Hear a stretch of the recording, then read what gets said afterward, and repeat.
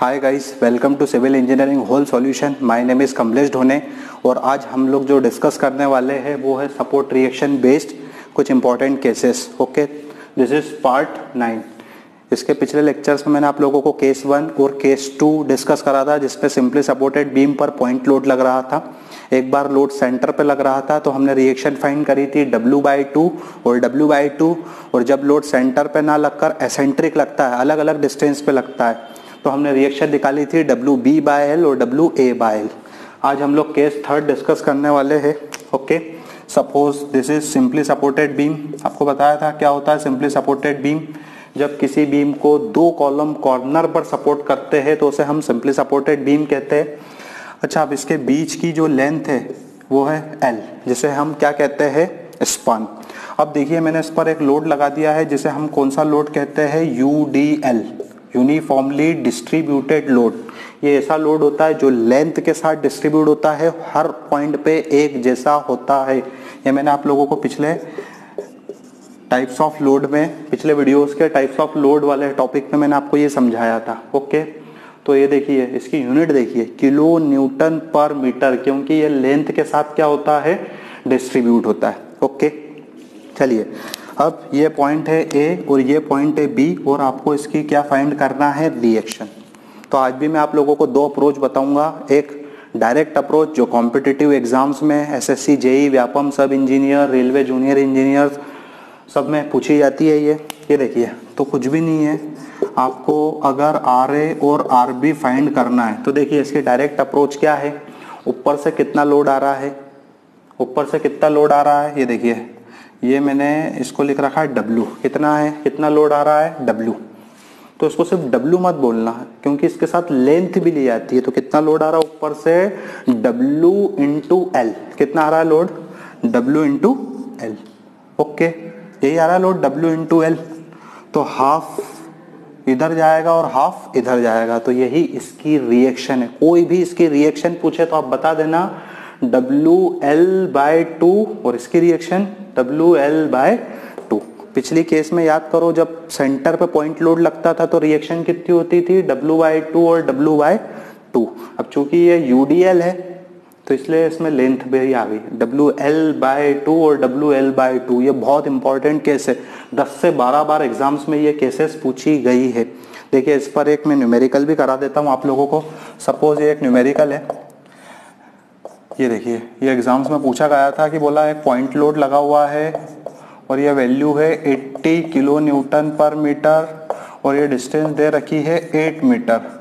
आपको इसकी reaction find करनी है। तो सेम कॉन्सेप्ट लगाना है आप लोगों को। क्या कॉन्सेप्ट है, RA की रिएक्शन निकालना और RB की निकालना है।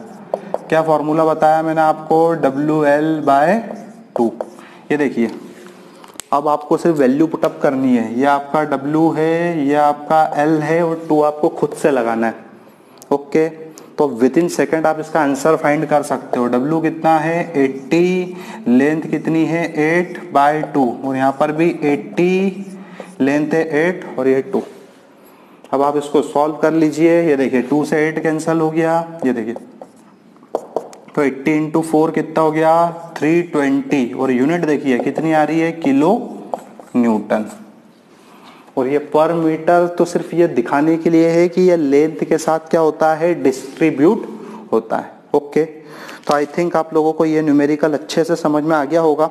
ठीक है, चलिए, अब मैं आप लोगों को इसकी कन्वेंशनल अप्रोच भी बता देता हूं कि ये रिएक्शन WL/2 और WL/2 कैसे आई है। ओके, तो ये देखिए, इसको फाइंड करने का सिंपल सा तरीका वही है, समेशन ऑफ M = 0। ये पहली इक्विलिब्रियम कंडीशन है। इसका मतलब होता है क्लॉकवाइज मोमेंट और एंटी क्लॉकवाइज मोमेंट को आपको क्या करना है, इक्वेट करना है। देन फिर उसके बाद वही लाइन आपको लिखना है, नाउ टेकिंग मोमेंट अबाउट ए। ये देखिए, ये मोमेंट का साइन है जो मैंने बना रखा है, शॉर्टकट। ओके, हमको किसी एक पॉइंट के अबाउट क्या लेना है, मोमेंट लेना है।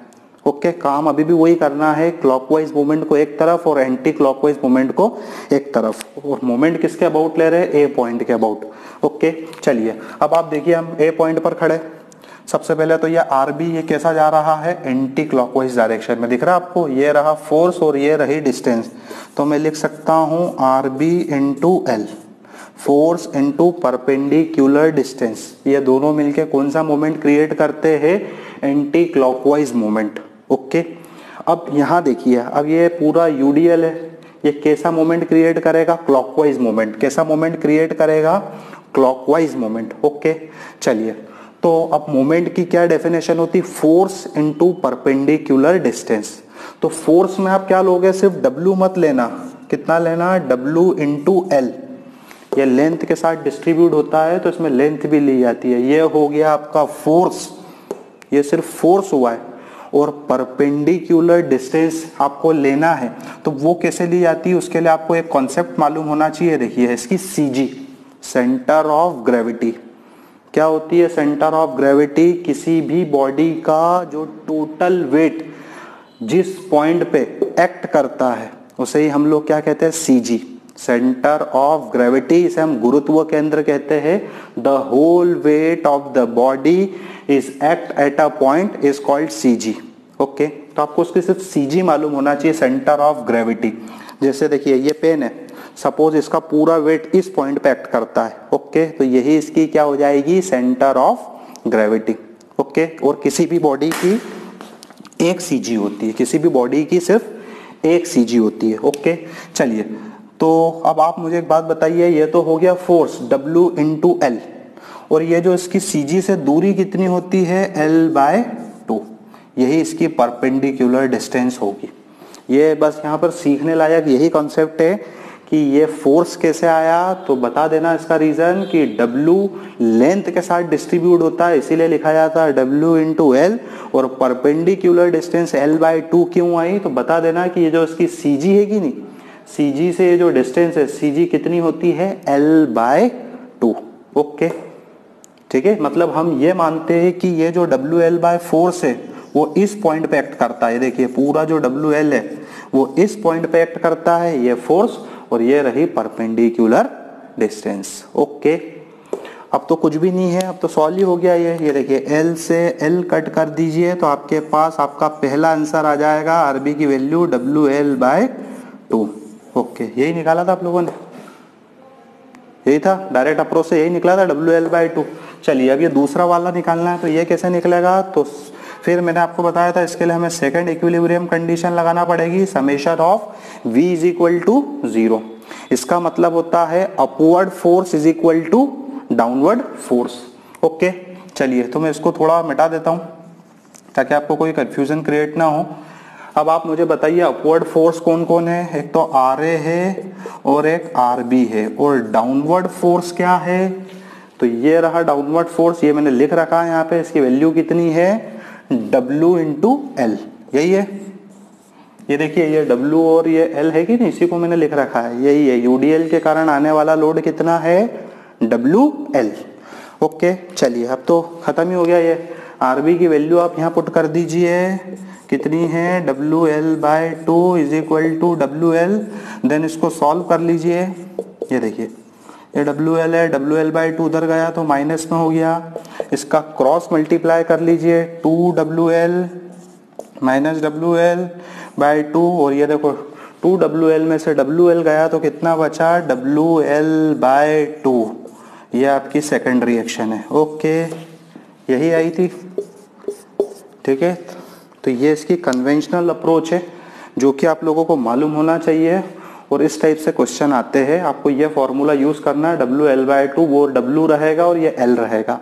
ओके, कई बार एग्जाम्स में ये क्वेश्चन आया हुआ है, तो आई थिंक आप लोगों को ये पूरी केसेस अच्छे से समझ में आ गई होगी। और अगर इससे रिलेटेड कोई भी डाउट हो तो देन आप कमेंट सेक्शन में बता सकते हैं, हम आपके पूरे डाउट क्लियर करने की कोशिश करेंगे। ओके।